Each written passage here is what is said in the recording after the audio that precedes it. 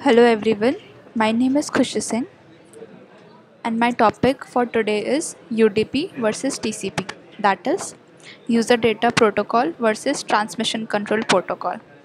We'll be studying in depth about each of them and will also be covering the key differences between them and the cases in which both are preferred or used. So the agendas for today is getting to know about TCP, UDP and their key differences. We'll be summing the session by covering the selection criteria for both the protocols. We'll also be covering about transport layer because this is a very important layer for today's topic. So what is TCP? Transmission Control Protocol. Before getting to know about TCP, I would like you to know about TCP IP model, that is Transmission Control Protocol oblique Internet Protocol model. I hope you'll be familiar with this model because this is a basic framework which helps us to understand that how data is transmitted over a network, and it also helps to uh, devices to communicate with each other over a network. So there are several layers present in TCP/IP model. I'll not go in depth in each of the layer, but I'll go in depth for the transport layer. So the transport layer, what it does is basically it manages end-to-end communication, and it helps in error detection and data flow control. So the two main protocol used here is TCP and UDP. So based on the communication way, there are two ways of communicating. One is reliable and other one is non-reliable, unreliable. So TCP follows reliable way of communication. What is reliable? That someone you can trust. So the thing is, when sender sends the data over a network to the receiver, it doesn't send as whole. It sends in segments, and when the receiver gets this data in segments, it processes it and it gives us the desired file. But sometimes what happens is the sender is failed to send the whole data over the network, as some data get lost or get misses, and that results in the failure of the receiver to process the data properly, and then we get a corrupted file. So to overcome this obstacle, TCP is introduced. So what TCP does? It basically it is basically a connection oriented protocol because it establishes a connection before the file transfer, and it also recovers the lost data which has been lost during the transmission or uh, or missed, and it is a widely chosen protocol. It is reliable because it recovers the lost data, and it gives the output in an orderly manner. So how does TCP does this? There are three ways by which it achieves its full potential. These are acknowledgements, sequencing, checksum. But before all this, the very first step is to establish a reliable data. So how to establish a reliable data? It's through a process known as three-way handshake. Why a three-way handshake? Because it consists of three new nomenclatures or terms, I can say. First is SYN. SYN is the short form of synchronize, which is sent by the client or sender to the server or receiver. It is kind of a request to establish a connection. Then the server will send SYN synchronize plus acknowledgement of the of the request, and then the client will send the acknowledgement of establishing a connection between them, and then the communication begins. The next step is sequence numbers and acknowledgement numbers. So sender can send the data in any order, like first, second, third, second, first, or in any order. There are number of permutation and combination for that, but it is the responsibility of TCP to give numbers to the data segments as they are sent, so that the receiver will able to arrange in the data in the order properly. Like for example, if the data received as 132, but by using the TCP, the receiver can arrange it in the order properly, that is in 123, and then we'll get the desired file. The final point is the checksum point. Checksum point is nothing but it is the result of a simple calculation done on both the side, that is in receiver, that is in sender and the receiver side, after a successful transfer or transmission of data. If the transmission is successful, then the checksum calculated will be equal on both the side, and that will be checksum matched.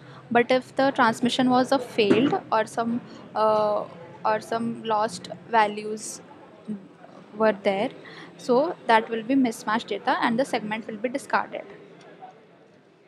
This is the TCP header. We got to know about the sequence number and acknowledgement number. Talking about the other things, the source port number is like a return address. The destination port is like a delivery address. uh, Window is something which tells us how much data the receiver can accept. Urgent pointer points to the urgent data.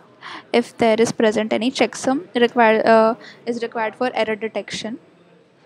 Flags are nothing but SYN, ACK, SYNAC, and urgent other flags like reset, push. Options are the extra settings if needed. Padding is to ensure that the TCP header ends on 32-bit boundary and doesn't exceed. Data is basically which contains our data. So what are the advantages of TCP? It is reliable because it recovers the lost data between the network. It is error free because the checkpoints are very strict. It is connection based, hence the communication is very stable, and because of that it is used for suitable it is used for large data transmissions. So what is unreliable data? Unreliable communication is used by UDP, user datagram protocol. In this, so the main idea of UDP is just to send data, and there is no error handling, no sequencing, no reliability, nothing. So you must be getting confused that why. Then why are we using UDP in the first place? So the thing is, TCP is great for connection and reliability, but it comes at the cost of resource and latency. So when we need speed and like voice call, video call, gaming, so latency cannot be ignored. Delay is not acceptable. So in that case, UDP is there. Imagine you are watching television and there is a delay after every frame. It will always be annoyed. So in that case, UDP is required. And imagine if you are downloading a file from the internet, you'll obviously want it has to be complete and reliable and integrated. So in that case, TCP is required. These are the advantages of TCP. It is slow and it is not suitable for real life application, and it requires many resources. UDP header is unlike TCP, and it is very small. It is light, quicker.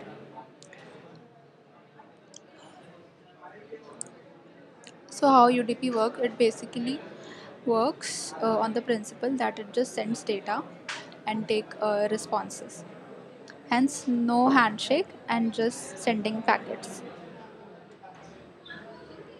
What are the advantages of UDP? It is lightweight, it is quicker, it is low latency, and it is good for real life applications.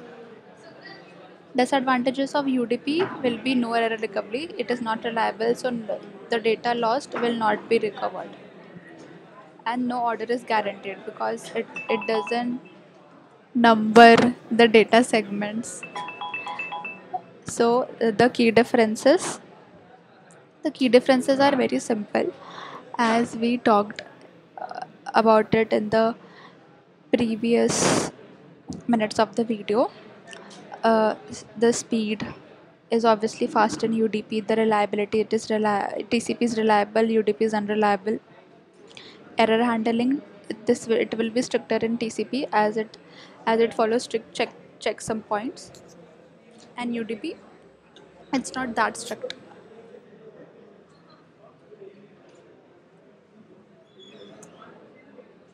And the average latency will be 40 milliseconds in UDP and 120 in TCP.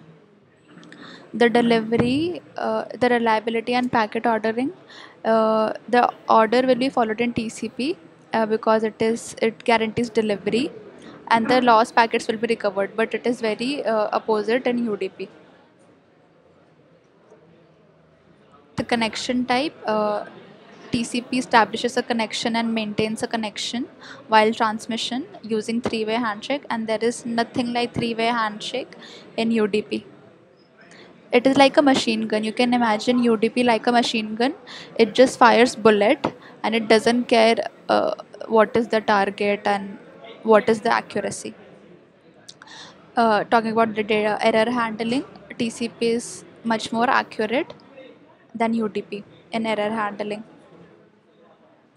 The complexity of TCP is higher than UDP. As you have seen, there were many headers and processes in between. This is the summary we have talked about in the previous sections. These are some common features in both TCP and UDP. So, what are the use cases? So, there are four. I'll be taking four use cases in both. Case number one for TCP is web browsing. So, whenever we are browsing anything on web, we want that reliable information and that reliable delivery that will be ensured by TCP. And another case is email communication. We obviously want the messages to be accurate and ordered, so in that case TCP is preferred. Third case is file transfer. As I said that whenever uh, transferring larger files, we use TCP. And then there is something remote access using SSH, secure remote access. So it needs stable and secure sessions, and it also uses encryption. In that case, TCP is required. Talking about UDP, UDP is something uh, which prefers speed and low latency. So in that case, YouTube Live, live stream, sports stream. In that case, UDP is required. Same in multiplayer gaming platforms. You must be knowing about many games like Mortal Kombat, etc. So in that case, UDP is required, as it doesn't matter if one frame is missed, but it does matter if delay is present. Another case of UDP is when we are doing video call or Google Meet or Zoom. Final case will be DNS queries, because quick and simple requests are needed in that, and as we know, UDP is lighter and quicker. This is the summary. We have talked about it in the previous sections. So, what to choose? Which one to choose? It completely depends on the need of the user. If they need reliability, you can go for TCP. If you need speed, UDP, as follows. So the conclusion will be, if you need reliability, ordered, connection oriented, you should go for TCP. It is best for file transfer, emails. But if you need fast, connectionless, lightweight request, then you should go for UDP. Example, gaming platform, voice call. So the choice depends on the user and the experience they need. So we'll wrap up this session by answering some quiz. So the first question is, which protocol is best for sending large files? So as I have told, this is TCP. UDP is not for transferring large files. It is connectionless. What does UDP prioritize over TCP? It is not reliability, it is not connection setup, it is not order, it is speed because it has low latency. Final question. Which of these is the real time use case for UDP? It's not web browsing because it was the first case of TCP. Video call. Yes, it will be video call. SSH and FTP are a part of TCP test cases. This is a question for you. Why might a game prefer UDP even if some data is lost? I hope I have made it very clear so that you can answer it very smoothly. Thank you.